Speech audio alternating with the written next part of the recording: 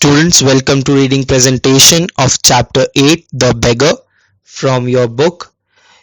In this particular presentation, we will be reading the chapter plainly. We will not try to understand it. For that, we'll have another video presentation. I expect you to read the chapter along with me from your book or from the screen.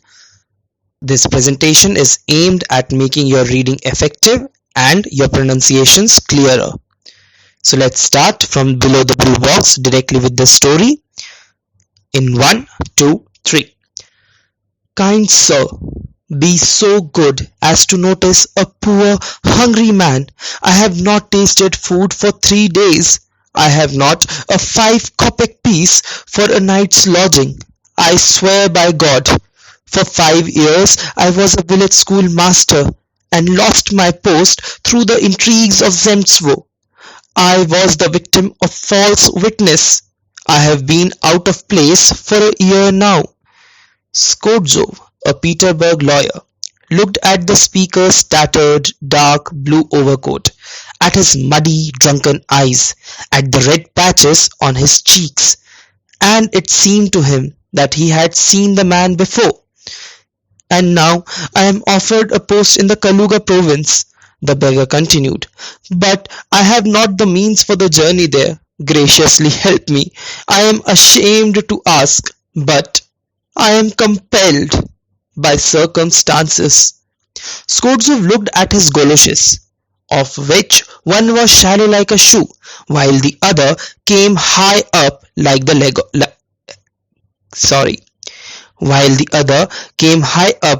like a boot, and suddenly remembered. Listen, the day before yesterday I met you in Sadovoy Street, he said, and then you told me not that you were a village school master, but that you were a student who had been expelled. Do you remember? No, that cannot be so, the beggar muttered in confusion. I am a village school master, and if you wish I can show you the documents to prove it. That's enough lies. You called yourself a student and even told me what you were expelled for. Do you remember? Skodzov flushed and with a look of disgust on his face turned away from the ragged figure. It is contemptible, he cried angrily. It's a swindle. I will hand you over to the police. Damn you. You are poor and hungry, but that does not give you the right to lie so shamelessly. The ragged figure took hold of the door handle and like a bird in snare looked round the hall desperately. I am not lying, he muttered. I can show documents. Who can believe you? Skodzov went on, still indignant.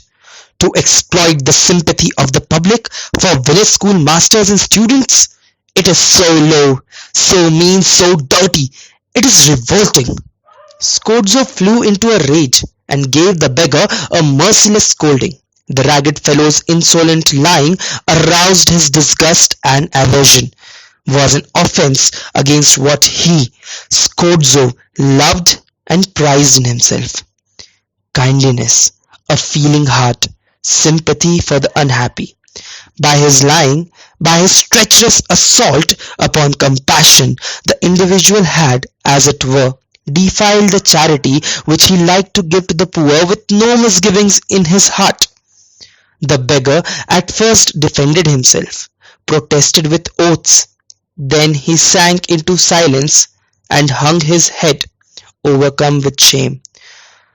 Sir, he said, laying his hand on his heart, I really was lying. I am not a student and not a village school master. All that is mere invention. I used to be in the Russian choir, and I was turned out of it for drunkenness. But what can I do? Believe me in God's name, I can't get on without lying. When I tell the truth, no one will give me anything. With the truth one may die of hunger and freeze without a night's lodging. What you say is true, I understand that, but what am I to do? What are you to do? You ask me what are you to do? Cried Scorzo, going close up to him. Work. That's what you must do. You must work. Work? I know that myself.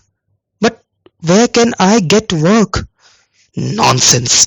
You are young, strong, and healthy, and could always find work if you wanted to. But you know you are lazy, pampered, drunken. You reek of vodka like a pothouse. You have become false and corrupt to the marrow of your bones, and fit for nothing but begging and lying. If you do graciously condescend to take work, you must have a job in an office, in the Russian choir, or as a billiard maker, where you will have a salary and have nothing to do. But how would you like to undertake manual labor? I will be bound you wouldn't be a house porter or a factory hand. You are too genteel for that. What things you say, really, said the beggar, and he gave a bitter smile. How can I get manual work? It is rather late for me to be a shopman, for in trade one has to begin from a boy. No one would take me as house porter because I am not of that class, and I could not get work in a factory. One must know a trade, and I know nothing. Nonsense! You always find some justification. Wouldn't you like to chop wood? I would not refuse to, but the regular wood choppers are out of work now. Oh, all idlers argue like that. As soon as you are offered anything, you refuse it. Would you care to chop wood for me? Certainly I will. Very good. We shall see. Excellent. We will see. Skordzov, in nervous haste and not without malignant pleasure, rubbing his hands, summoned his cook from the kitchen. Here, Olga, he said to her, take this gentleman to the shed and let him chop some wood.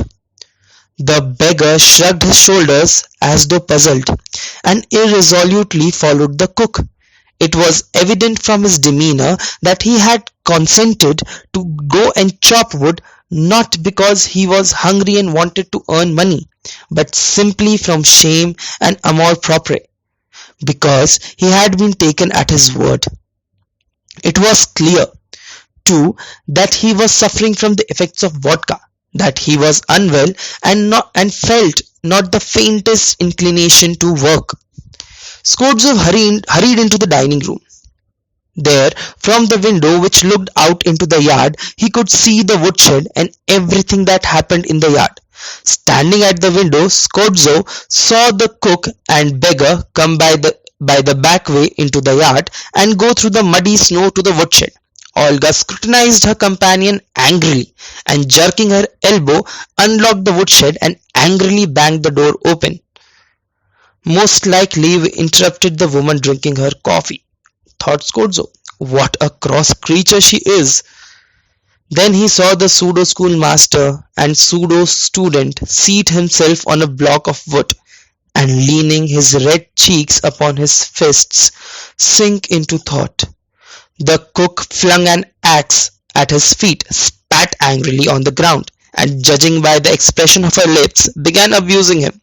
The beggar drew a log of wood towards him irresolutely, set it up between his feet, and diffidently drew the axe across it. The log toppled and fell over. The beggar drew it towards him, breathed on his frozen hands, and again drew the axe along it, as cautiously as though he were afraid of his hitting his golosh or chopping off his fingers. The log fell over again.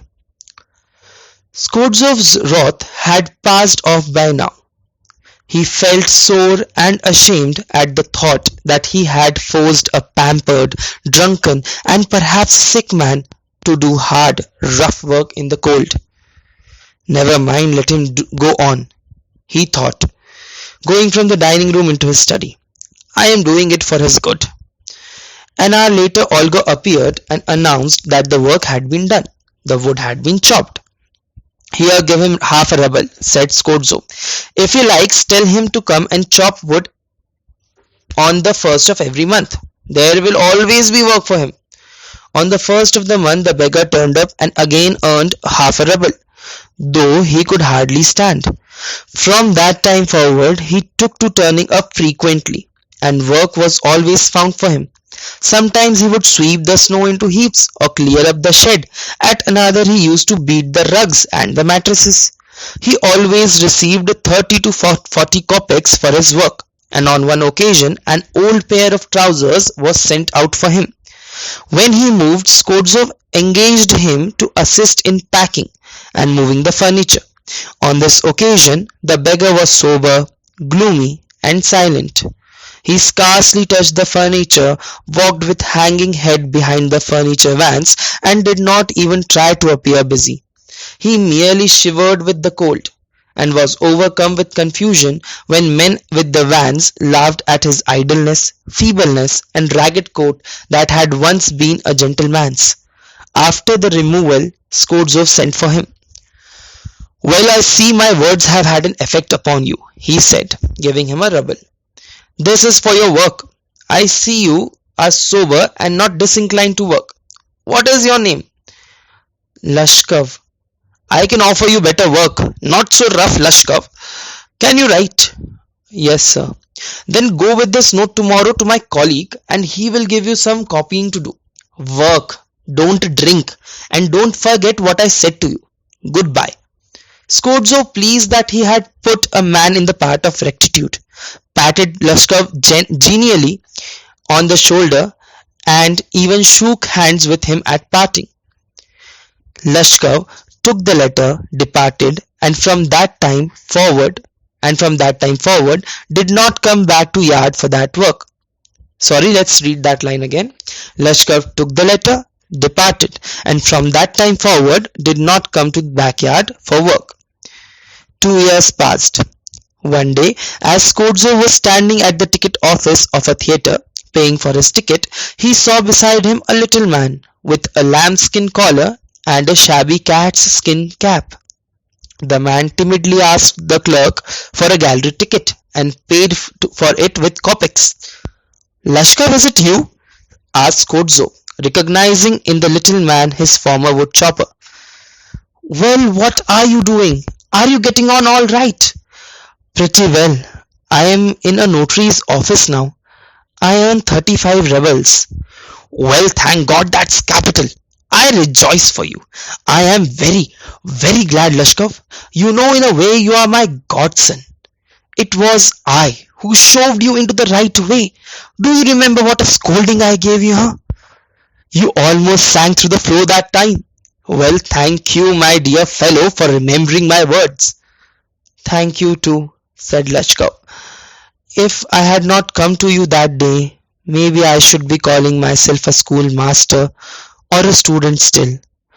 Yes, in your house I was saved and climbed out of the pit. I am very, very glad. Thank you for your kind words and deeds. What you said that day was excellent. I am grateful to you and to your cook. God bless that kind, noble-hearted woman. What you said that day was excellent. I am indebted to you as long as I live, of course. But it was your cook, Olga, who really saved me." "How was that?" "Why, it was like this. I used to come to you to chop wood and she would begin, 'Ah, you drunkard, you God-forsaken man, and yet death does not take you.' And then she would sit opposite me, lamenting, looking into my face and wailing, 'You unlucky fellow, you have no gladness in the world, and in the next you will burn in hell, poor drunkard, you poor sorrowful creature.' And she always went on in that style, you know. How often she upset herself and how many tears she shed for over me, I can't tell you. But what affected me most, she chopped the wood for me. Do you know, sir, I never chopped a single log for you. She did it all. How it was she saved me. How it was I changed. Looking at her and gave up drinking, I can't explain. I only know that what she said and the noble way she behaved brought about a change in my soul, and I shall never forget it. It is time to go up, though they are just going to ring the bell. Lashkar bowed and went off to the gallery. So I see we have read the chapter in 15 minutes. I would expect you to read it again. Once more, read it, because now you know the pronunciations better. The more you read, the more your pronunciations will improve. Thank you. Let's meet in the explanation video of this chapter.